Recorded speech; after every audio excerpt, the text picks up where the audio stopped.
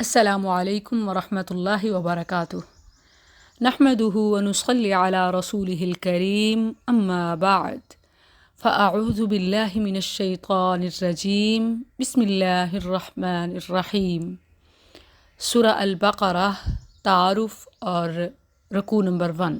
یہ مدنی صورت ہے اور مدنی کا مطلب یہ ہوتا ہے کہ جو ہجرت مدینہ کے بعد نازل ہو، خواہ جگہ کوئی بھی ہو، لوکیشن کوئی بھی ہو، مدینہ، اس کے آس پاس یا ایون مکہ بھی۔ اس صورت کا زیادہ تر حصہ مدنی دور کی ابتدا میں نازل ہوا اور کچھ آیات حجۃ الوداع کے موقع پر نازل ہوئیں۔ اس صورت میں گائے کا واقعہ بیان ہوا ہے، اس لیے اسے سورہ البقرہ گائے کے واقعے والی صورت کہا جاتا ہے۔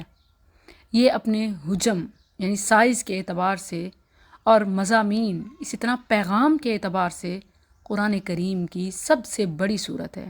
بعض علماء کے نزدیک اس میں 1000 اخبار یعنی معلومات ہیں اور 1000 احکام یعنی آرڈرز کرنے کے کام اور 1000 منہیات یعنی حرام ممنوع باتیں ہیں۔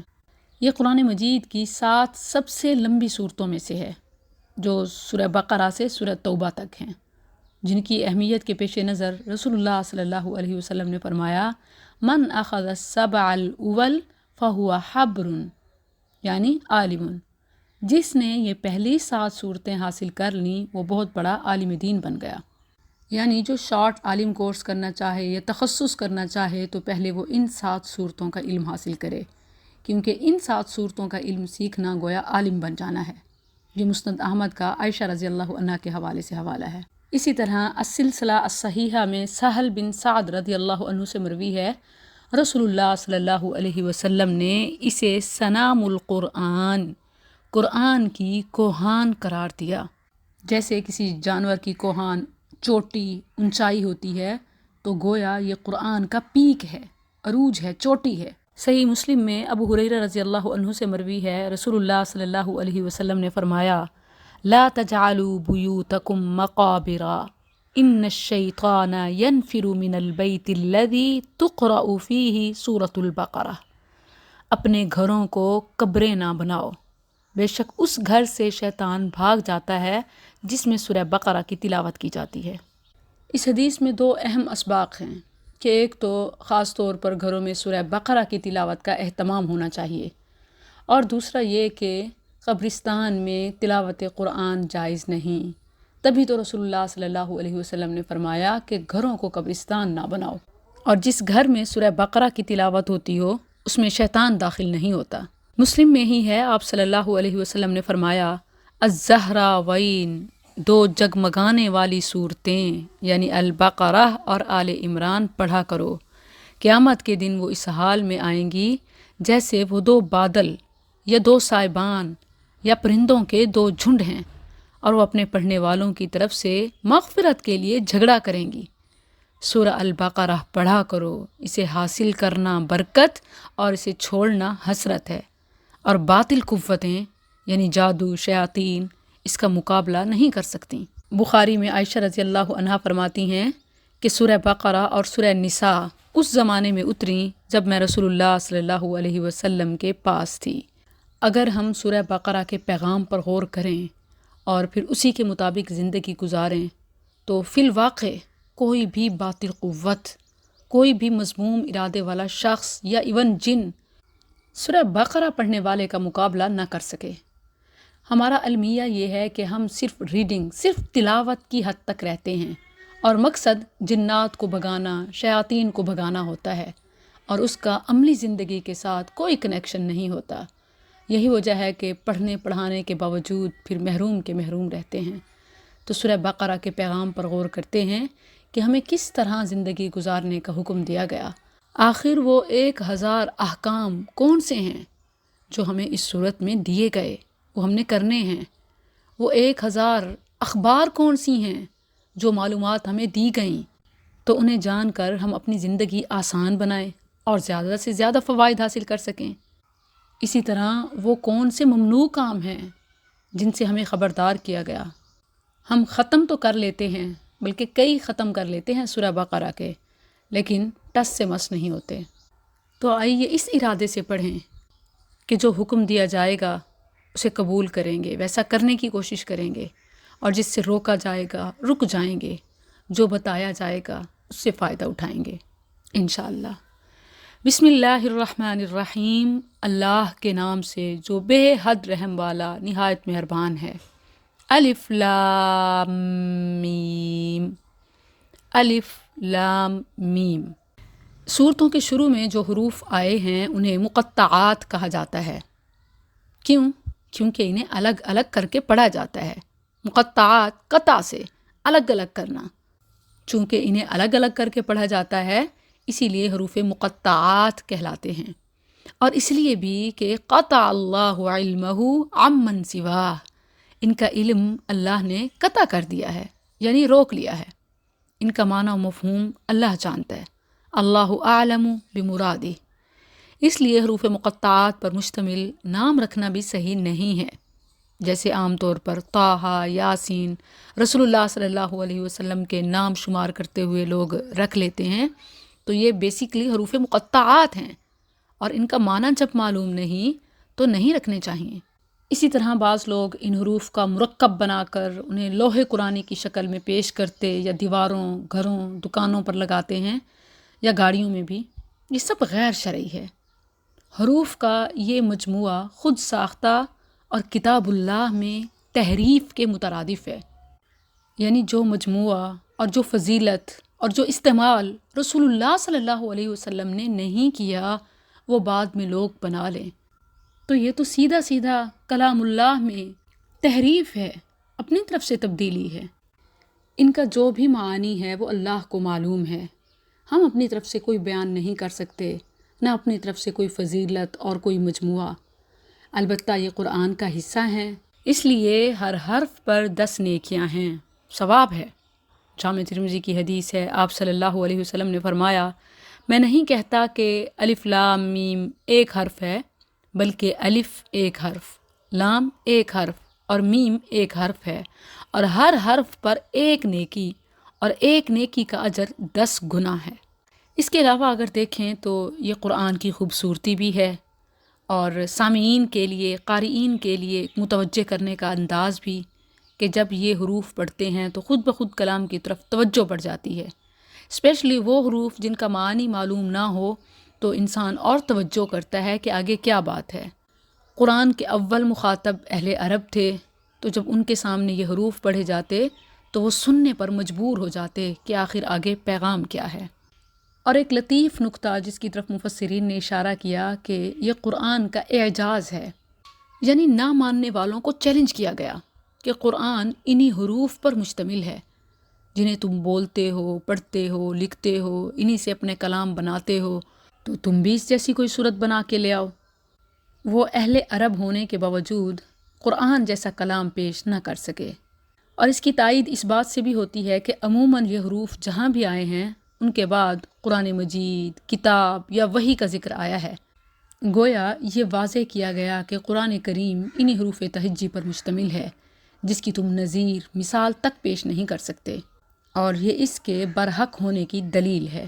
ذالک، یہ، الکتاب، کتاب ہے، لا، نہیں، ریبہ، کوئی شک، فیہ، اس میں، ہدن، ہدایت ہے، للمتقین، پرہیزگاروں کے لیے۔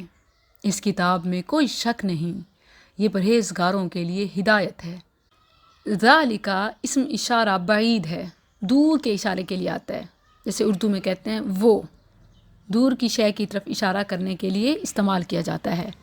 یہاں اس کا ترجمہ یہ اس لیے کیا جاتا ہے کیونکہ اہل عرب کسی شے کی اہمیت، عظمت بیان کرنے کے لیے قریب پر دور کا اشارہ استعمال کرتے تھے۔ ایک وجہ یہ بھی ہو سکتی ہے کہ آپ صلی اللہ علیہ وسلم کے مخاطبین یہود و نصارہ تھے، اسی لیے ھذا کے بجائے ذالک وہ استعمال کیا کہ یہ وہی کتاب ہے جس کا بیان تم تورات و انجیل میں پاتے ہو۔ مزید یہ بھی کہ وہ اصل لوح محفوظ میں ہے، جیسے آیا بل ہوا قرآن مجید فی لوح محفوظ، تو آپ کی کنفیوژن ختم ہو جانی چاہیے کہ ذالکا تو وہ کے معنی میں ہوتا ہے، یہاں ذالکا کا معنی یہ کیوں کیا جاتا ہے، تو اس کی یہ کچھ وجوہات ہو سکتی ہیں۔ الکتاب یعنی یہ قرآن وہ کتاب ہے جس میں شک والی کوئی بات ہی نہیں، اس کی ہر بات یقینی ہے، اس میں کوئی شک ہی نہیں ہے، ہر خبر درست ہے۔ اور اسی طرح لا ریب فیہ کہ اس کے منزل من اللہ کی طرف سے نازل ہونے میں بھی کوئی شک نہیں، جیسے سورہ السجدہ آیت 2 میں آتا ہے تنزیل الکتاب لا ریب فیہ من رب العالمین، اس کتاب کا نازل کرنا جس میں کوئی شک نہیں جہانوں کے رب کی طرف سے ہے۔ تو اس کے ٹیکسٹ میں بھی، اس کی انفارمیشن میں بھی کوئی شک نہیں، سب درست ہے، اور اسی طرح اللہ نے نازل کیا اس بات میں بھی کوئی دو رائے نہیں۔ ھدی للمتقین پرہیزگاروں کے لیے ہدایت ہے۔ یہاں عام طور پر 2 سوال کیے جاتے ہیں، ایک یہ کہ یہاں ھدی للمتقین ہے اور سورہ آل عمران آیت 4 میں ھدی للناس آتا ہے، یہ فرق کیوں ہے؟ اور پھر یہ کہ اگر متقین کے لیے ہدایت ہے تو اس میں کون سا بڑی بات ہے؟ فضیلت تو تب ہو سکتی ہے جب یہ انسانیت کے لیے فائدہ مند ہو۔ ان کے جواب کے لیے ہدایت کے لفظ کو سمجھنا ضروری ہے۔ جیسے اہدنا الصراط المستقیم میں بھی میں نے بتایا کہ ہدایت 2 طرح کی ہوتی ہے۔ ہدایت کا ایک معنی راستہ دکھانا ہے، اس لحاظ سے تو قرآن تمام لوگوں کے لیے ہدایت ہے۔ فرمایا ھدی للناس، یہ تمام لوگوں کے لیے ہدایت ہے۔ دوسرا معنی منزل تک پہنچا دینا ہے، اس لحاظ سے یہ صرف متقین کے لیے ہدایت ہے، کیونکہ منزل پر وہی پہنچتا ہے جو رہبر کے کہنے پر چلتا ہے۔ شفا اسی مریض کو ملتی ہے جو نقصان دہ چیزوں سے پرہیز کرتا ہے۔ تو قرآن منزل تک انہی کو پہنچاتا ہے جو پرہیزگار ہیں، جنہیں جو بتایا جائے وہ کریں اور جس سے روکا جائے وہ رک جائیں۔ تو جو ایسا کرتے ہیں، جو متقین ہیں، قرآن ان کے لیے ہدایت ہے۔ ہدایت علمی کے بعد ہدایت عملی، رشد بھی دیتا ہے اور منزل تک بھی پہنچاتا ہے، ہدایت توفیق بھی نصیب ہوتی ہے۔ آگے کی آیات میں متقین کے اوصاف بتائے گئے کہ وہ کون سی کوالٹیز ہیں کہ جنہیں اپنا کر کوئی متقی بن سکتا ہے۔ آیت 3 میں پہلی 3 صفات ہیں الذین یؤمنون بالغیب ویقیمون الصلاۃ ومما رزقناہم ینفقون۔ الذین جو لوگ، یؤمنون ایمان لاتے ہیں، بالغیبی غیب پر، ویقیمون اور قائم کرتے ہیں، الصلاۃ نماز، ومن اور سے، ما جو، رزقناہم ہم نے انہیں دیا، ینفقون وہ خرچ کرتے ہیں۔ وہ لوگ جو غیب پر ایمان لاتے اور نماز قائم کرتے اور اس میں سے جو ہم نے انہیں دیا ہے خرچ کرتے ہیں۔ قرآن سے ہدایت کون پاتے ہیں؟ وہ جو اللہ اور اس کے رسول کے بیان پر اعتبار کرتے ہیں۔ اس لحاظ سے متقین کی پہلی صفت یہی ہے کہ وہ ان اندیکھی حقیقتوں کو مانتے ہیں جس کے ماننے کا انہیں حکم دیا گیا۔ وہ اندیکھے حقائق کون سے ہیں؟ مسلم میں حدیث جبریل ہے، رسول اللہ صلی اللہ علیہ وسلم نے ایمان کی تعریف یہ بیان فرمائی کہ آدمی اللہ پر، اس کے فرشتوں پر، اس کی کتابوں پر، اس کے رسولوں پر، یوم آخرت اور اچھی یا بری تقدیر پر ایمان لائے۔ یہ سب چیزیں غیب میں شامل ہیں۔ ان پر ایمان لانا کیوں ضروری ہے؟ کیونکہ یہ حکم ربی ہے، اور اس لیے بھی کیونکہ کوئی آدمی اس کی طاقت ہی نہیں رکھتا کہ وہ اپنی آنکھوں کے ساتھ اللہ کی زیارت کر سکے، اور نہ ہی اس میں ملائکہ اور قبر کے عذاب کو دیکھنے کی ہمت ہے۔ یہی وجہ ہے کہ جب رسول اللہ صلی اللہ علیہ وسلم نے پہلی بار جبریل امین کو ان کی اصلی حالت میں دیکھا تو بخاری کے حوالے سے ہے کہ آپ کا جسم اطہر تھر تھرانے لگا اور آپ کے رونگٹے کھڑے ہو گئے۔ آپ صلی اللہ علیہ وسلم نے اپنے آپ میں شدید خطرہ محسوس کیا اور شدید گرمی کے موسم میں گھر آ کر کمبل میں لیٹ گئے، اور کچھ سکون کے بعد اپنی زوجہ مکرمہ سے اظہار فرمایا کہ میں اپنے بارے میں شدید اندیشہ محسوس کر رہا ہوں۔ یہ تو رسول اللہ صلی اللہ علیہ وسلم کا حال تھا، کوئی انسان کیسے ان چیزوں کو دیکھ سکتا ہے؟ اسی لیے ایمان کی اولین شرط اور ہر انسان کی عافیت اسی میں ہے کہ وہ غیب پر ایمان لائے۔ اور ویسے بھی انسان اللہ کا بندہ، غلام ہے، غلام کا کام اپنے آقا کا ہر حکم ماننا ہے، ہر حکم کی حقیقت جاننا نہیں ہے۔ متقین کی دوسری صفت نماز قائم کرنا ہے۔ صلاۃ کا عام معنی دعا ہے، مگر الف لام کے اضافے سے معنی خاص ہو گیا، اور پھر صرف صلاۃ نہیں بلکہ اقامت صلاۃ ہے، جس کا معنی خاص طریقے سے کی گئی عبادت، یعنی پابندی اور سنت کے مطابق نماز پڑھنا۔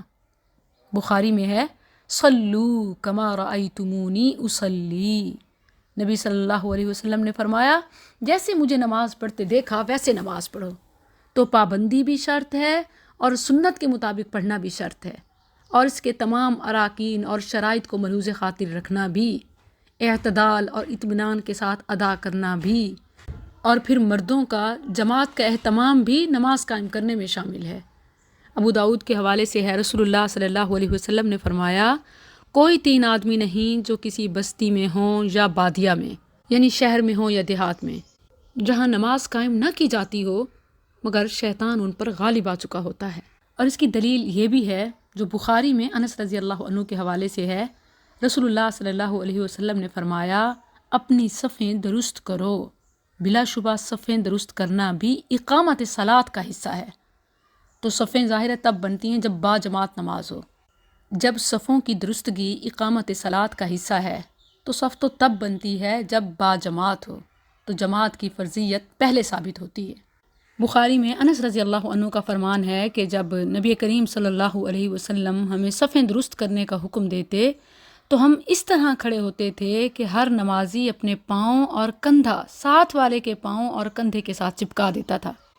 متقین کی تیسری صفت وَمِمَّا رَزَقْنَاهُمْ يُنْفِقُونَ، جو کچھ ہم نے انہیں دیا اس میں سے خرچ کرتے ہیں، خواہ وہ نعمت مال ہے یا اولاد، علم، عقل، قوت، صحت، عزت، عہدہ، جو بھی اللہ نے نعمت دی ہر نعمت میں سے کچھ نہ کچھ خرچ کرتے رہتے ہیں۔ اس میں فرضی، نفلی، ہر قسم کا خرچ کرنا شامل ہے، یعنی زکوٰۃ واجبہ خاص یہ بھی، اور صدقات نفلی مستحبہ، اور نفقات جو لازمہ ہیں، جو رسپانسبلٹیز ہیں کہ اللہ سبحانہ و تعالیٰ نے کسی کو کسی کا کفیل بنایا، مرد کے ذمے گھر والے ہیں تو ان کی کفالت، سب وَمِمَّا رَزَقْنَاهُمْ يُنْفِقُونَ میں شامل ہیں۔ زکوٰۃ واجبہ بھی، صدقات مستحبہ بھی، اور نفقات لازمہ بھی۔ اور وَمِمَّا رَزَقْنَاهُمْ میں کمیونسٹ طبقے کا بھی رد ہے جو ذاتی ملکیت کے خلاف ہیں کہ سب برابر کام کریں، سب آمدنی حکومت کو جائے اور حکومت سب میں برابری کے ساتھ تقسیم کرے۔ اپنی طرف سے وہ یہ سمجھانے کی کوشش کرتے ہیں کہ اس میں مساوات ہے، اس میں ایکویلٹی ہے، حالانکہ اس میں مساوات نہیں ہے، اس میں ظلم ہے، کیونکہ محنت کرنے والے کو بھی اور نہ کرنے والے کو بھی برابر مل رہا ہے، تو یہ ظلم ہے، اور اسی طرح لوگ کامچور بن جائیں گے۔ جس ملک میں یہ نظام لاگو کیا گیا وہ دیوالیہ ہو گیا، اور اس آیت میں ان کا رد ہے، کیونکہ اللہ سبحانہ و تعالیٰ نے ملکیت پر زور دیا کہ جو ہم نے انہیں دیا اس میں سے وہ خرچ کرتے ہیں، تو اگر ملکیت ہی نہ ہو تو خرچ کیسے کرے گا؟ اور پھر یہ کہ ساری نعمت خرچ کرنے کا تو مطالبہ بھی نہیں ہے، بلکہ ہر نعمت سے کچھ نہ کچھ خرچ کرتے رہنا ہے۔ اس سے اگلی آیت میں مزید متقین کے 3 اوصاف بیان کیے گئے۔ والذین، اور جو لوگ، یؤمنون، ایمان رکھتے ہیں، بما، اس پر جو، انزلہ، نازل کیا گیا، الیکا، آپ کی طرف، وما، اور جو، انزلہ، نازل کیا گیا، من قبلک، آپ سے پہلے، وبالآخرۃ، اور آخرت پر، ہم یوقنون، وہ یقین رکھتے ہیں، اور وہ جو اس پر ایمان لاتے ہیں جو تیری طرف اتارا گیا اور جو تجھ سے پہلے اتارا گیا، اور آخرت پر وہی یقین رکھتے ہیں۔ متقین کی چوتھی صفت یہ ہے کہ یؤمنون بما انزل الیک، یعنی وہ وحی الہی پر ایمان رکھتے ہیں۔ اس میں احکامات اور تفصیلات دونوں شامل ہیں، قرآن بھی اور حدیث بھی۔ سورہ النساء آیت 113 میں ہے وَأَنزَلَ اللَّهُ عَلَيْكَ الْكِتَابَ وَالْحِكْمَةَ، اور اللہ نے تجھ پر کتاب اور حکمت نازل فرمائی۔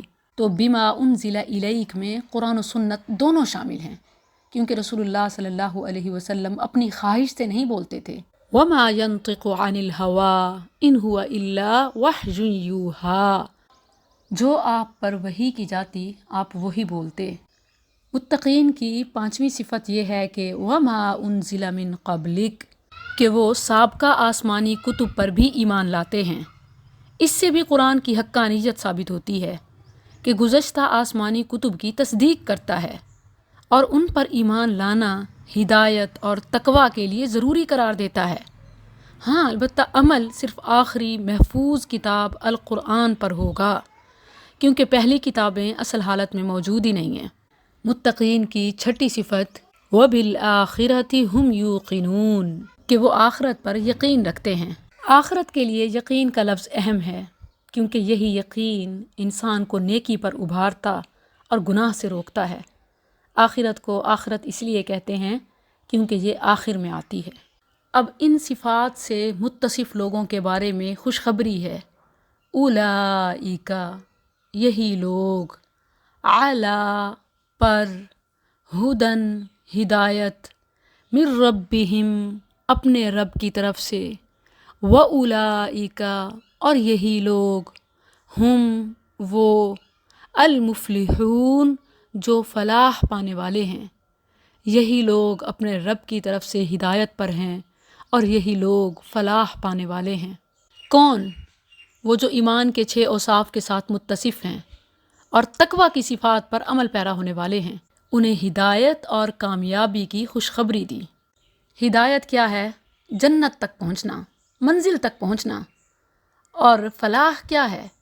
فلاح کا لفظ عربی زبان کے جامع ترین لفظوں میں سے ہے، جس میں تمام بھلائیاں اور برکتیں شامل ہیں، اور پھر اس میں الف لام کا اضافہ معنی میں کمال کا پہلو آتا ہے، یعنی کامیابی کی مکمل ضمانت۔ اور کس کی طرف سے؟ من ربہم، اپنے رب کی طرف سے۔ تو کون پیچھے ہٹے گا؟ اور یہ کوئی مشکل کام نہیں ہے، چھوٹے چھوٹے 5-6 کام ہیں، اگر انہیں اپنی ہیبٹ بنا لیں تو کامیابی سے کوئی نہیں روک سکتا، کیونکہ کامیابی کی ضمانت من ربہم ہے، اپنے رب کی طرف سے ہے۔ یہ تو تھے اچھی عادات کے مالک لوگ اور ان کا انجام۔ اب آگے کی آیت میں حق کا انکار کرنے والوں کے مزاج، ان کی عادات اور ان کے انجام کا ذکر ہے۔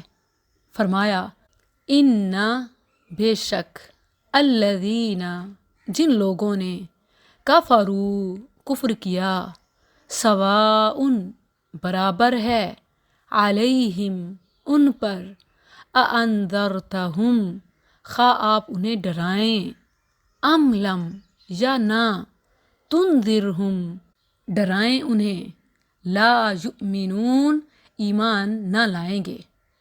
بے شک کافروں کے لیے آپ کا ڈرانا یا نہ ڈرانا برابر ہے، کیونکہ وہ ایمان نہ لائیں گے۔